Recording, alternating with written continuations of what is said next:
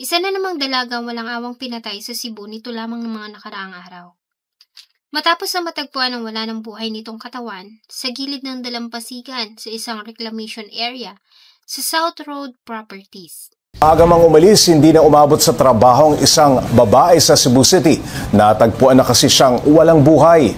2 oras lang nung umalis siya sa kanilang bahay. Bangkay nang natagpuan sa isang reclamation area ang isang babae sa Cebu City. Hinala ng kanyang mga kaanak may kinalaman ang krimen sa mga naka-meet up ng biktima mula sa nakilala niya online. Ang pagkakatagpo sa katawan ay mabilis na kumalat sa social media na napanood din ng kanyang pamilya at mga kamag-anak. Noong una ay una na nilang napansin ang pagkakahawig nito sa biktima. Subalit naging panatag sila na hindi ito ang dalaga hanggang sa hindi na nga ito umuwi sa kanilang bahay kinagabihan. Ano nga ba ang nangyari sa 22 years old na si Nika Denise Lagria? At papaano nakarating ang wala ng buhay niyang katawan sa South Road Properties? Bago ko po ipagpatuloy ang ating kwento, sa mga bago po sa channel ko at nais sa mga ganitong klase ng kwento ng krimen na nangyayari sa loob at labas ng ating bansa ay maaari pong pakipindot ang ating subscribe button at notification bell para ma-notify kayo pag may mga bago tayong upload na videos. November 19, 2024, isa lamang ordinaryong araw sa mga mamamayan ng Cebu City nang makatanggap ng tawag ang tanggapan ng kapulisan sa Cebu tungkol sa natagpuang wala ng buhay na katawan ng isang babae sa gilid ng dalampasigan sa South Road Properties. Nang magtungo sila sa area kasama ang soko, ay dinatnan nila ang kalunos-lunos na kalagayan ng biktima. Nakadapa ito sa mabatong bahagi sa dalampasigan. Nakasuot ng kulay itim na damit at pantalon. Bagamat nakamedyas, ay wala itong suot na sapatos o tsinelas. Kitang-kita din ang mga bakas ng bugbog at pasa nito sa kanyang mukha at leeg. Noong una ay naging palaisipan sa mga investigador ang pagkakakilanlan ng biktima dahil sa wala silang nakitang identification card o anumang gamit nito sa crime scene. Kaya naman ay agad silang nanawagan sa social media sa kung sino ang maaari nakakakilala sa dalaga. Hanggang sa may mga taong nagtungo sa funeral home kung saan dinala ang katawan. At dito na nga positibong kinilala ang biktima na ang 22 years old na si Nika Denise Lagria. Ang pamilya Lagria ay simple lamang na namumuhay sa barangay Yate, sa bayan ng Liloan sa northern na bahagi ng Cebu. 4 silang magkakapatid at si Denise ang bunso. Kaya naman mahal na mahal ito ng mga magulang at nakatatandang mga kapatid. Sa Liloan na pinanganak at lumaki si Denise, kung saan karamihan ng kanilang mga kamag-anak naninirahan. Kaya naman malapit ito sa mga pinsan. Ayon sa kanila ay mabait ito at mapagbigay. Palakaibigan din at may pagkakikay. Madaldal din ito at palaging nagkukwento tungkol sa kanilang pamilya.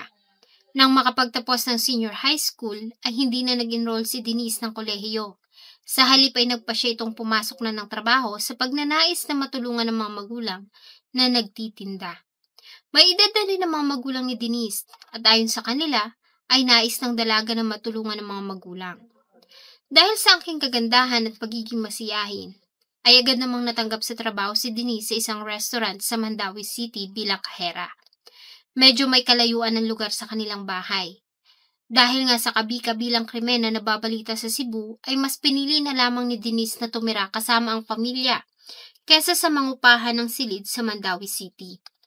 Mula sa kanilang bahay sa Barangay Yate, ay gumigising si Denise ng 3:00 ng madaling araw. Ganon din ang kanyang ama na siyang naghahatid sa kanya sa sakayan ng multicab. Ayon sa kanyang ama noong madaling araw ng November 19, 2024, tulad ng nakasanayan, ay madaling araw pa siyang nagising. Sakay ang kanilang motorsiklo ay inihatid niya ang anak hanggang sa makasakay ito sa isang multicab. Bago siya umalis para umuwi ay sinisiguro niya munang nakasakay na ito at susunduin niya naman ito ng 9:00 ng gabi sa parehong lugar. Ayon sa mga kaanak at mga nakakakilala kay Denise, ay napanood nila ang balita tungkol sa natagpo ang babae. Ilang oras lamang mula nang umalis si Denise.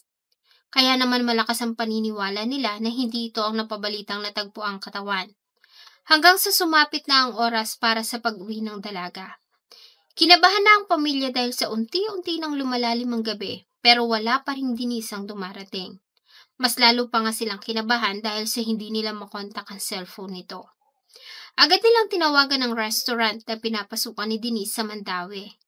At dito ay nalaman nila na hindi ito pumasok sa trabaho. Doon na sila kinutuban ng masama nang maalala ang balita tungkol sa natagpo ang katawan ng isang babae sa seawall sa South Road Properties. Agad nilang tinungo ang funeral home kung nasaan dinala ang katawan at doon nga'y nakita nila ang nawawalang anak na si Denise. Noong una ay naging palaisipan pa sa mga investigador kung sino ang maaaring may kinalaman sa nangyari sa biktima.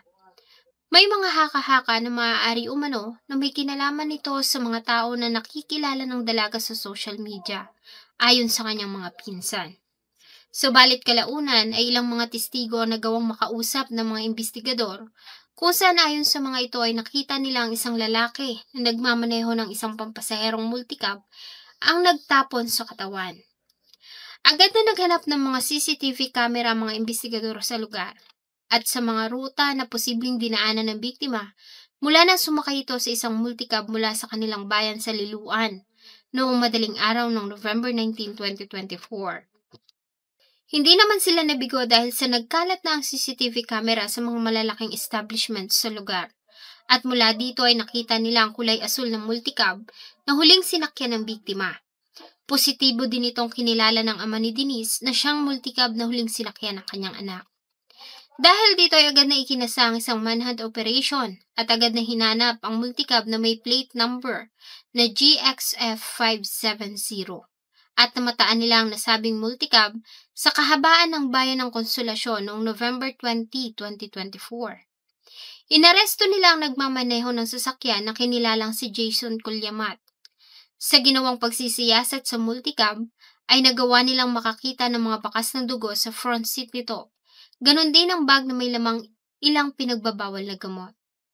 Sa ginawang interrogation kay Jason Culyamat ay sinabi nito na hindi siya ang nagmamaneho ng sasakyan noong November 19, 2024, kundi ang kanyang tiyuhin na si Godofredo Kilwan Brofar. Ayon kay Culyamat ay pinapasada niya dito ang sasakyan dahil sa nagtungo siya ng Barili noong November 16, 2024 at nanatili doon hanggang sa makauwi siya noong Miyerkules, November 20 bago siya arestuhin ng mga pulis. Ang nasabing pahayag ni Culyamat ay kanila namang nakumpirma. Sinabi din ni Culyamat na una niyang napansin ang mga bakas ng dugo sa front seat ng sasakyan at ito rin na nagturo sa mga pulis kung saan matatagpuan ang kanyang tiyuhin.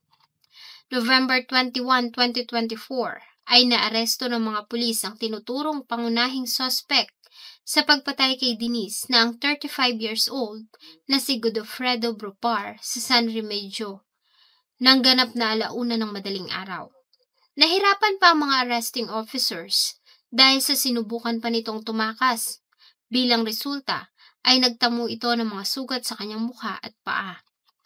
Mula sa tinitirhan nito ay nagawa nilang ma-recover ang cellphone ni Denise, charger, sapatos at isang kalibre 38 na baril. Sa parehong araw ay agad ding hinarap si Brofar sa media para sa isang press conference at dito ay inilahad niya ang buong pangyayari. Ayon kay Brofar noong madaling araw ng November 19, 2024, tulad ng salaysay ng ama ni Denise, ay isinakay niya ang dalaga sa Liloan. Sa front seat ito sumakay at sa unang tingin ay agad siyang humanga dito dahil sa maganda nitong mukha. Habang nasa biyahe ay nakaidlip ang dalaga. Ayon kay Brofar, ay una niyang inihatid ang lahat ng mga sakay niyang pasahero. Nang sila na lamang dalawa ng biktima ay dinala niya ito sa madilim na bahagi sa reclamation area sa Mandaue City at hinalikan ang natutulog na dalaga. Sa pagkagulat ay galit na nagising ang dalaga at buong lakas na kinagat ang dila ni Brofar hanggang sa maputol ito. Sa galit ayon kay Brofar ay sinakal niya si Denise hanggang sa tuluyan na itong malagutan ng hininga. Nang mahimasmasan ay muli siyang nagmaneho patungo sa Cebu City hanggang sa marating niya ang seawall sa South Road Properties kung saan niya itinapon ang wala ng buhay na katawan ng dalaga. Buhat na ato. Mga intensyon mo, akong patyon. Sakit yung akong dila kaya yung iputol. Ganong maputol man ang imong dila. Dili ito mangilabot akong mangod. Sayo ang ko. Walay pasaylo. Mga nga, buhat na akong pagpatay sa mga hodi. Sakit yung akong dila. Matapos ang krimen ay binalik niya ang multicab at nagtungo sa Bogo District Hospital para magpagamot dahil sa naputol niyang dila. Pinalabas niya na biktima siya ng mga magnanakaw at pinutol ng mga ito ang kanyang dila para hindi siya makapagsumbong. Bago siya umuwi sa kanilang bayan sa San Remedyo kung saan siya nahuli ng mga pulis. Inamin din ni Brupar na dati na siyang gumagamit, subalit ayon sa kanya nang gawin niya ang pagpatay ay hindi siya gumamit at hindi rin siya nakainom ng alak. Maliban sa mga ibinigay niyang salaysay na pag-alaman din ng mga investigador na si Godofredo Brupar ay dati nang nasangkot sa kasong pambabastos at hindi lamang isang beses, kundi 8. Galit na galit naman ang pamilya ni Denise na makaharap nila si Brupar sa ginawang press conference. Nagpaabot naman ang suspect ng labis na pagsisisi at humingi ito ng tawad. Ganun pa man para sa mga nagmamahal kay Denise ay walang kapatawaran ang ginawa nito.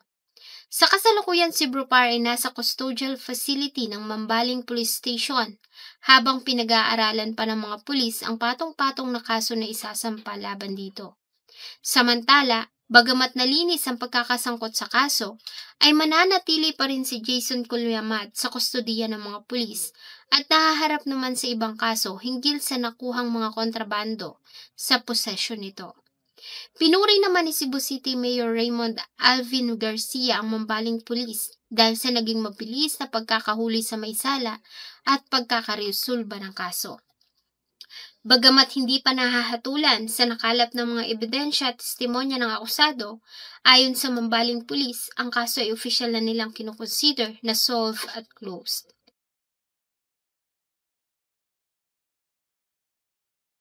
Sana po ay nagustuhan nyo ang isa na namang kwento na akin pong ibinahagi. Marami pong salamat sa inyong patuloy na pagtangkilik sa akin pong mga videos. Huwag nyo pong kalimutang mag-iwan ng inyong saloobin at suggestion sa atin pong comment section. Thank you so much po and see you in my next video.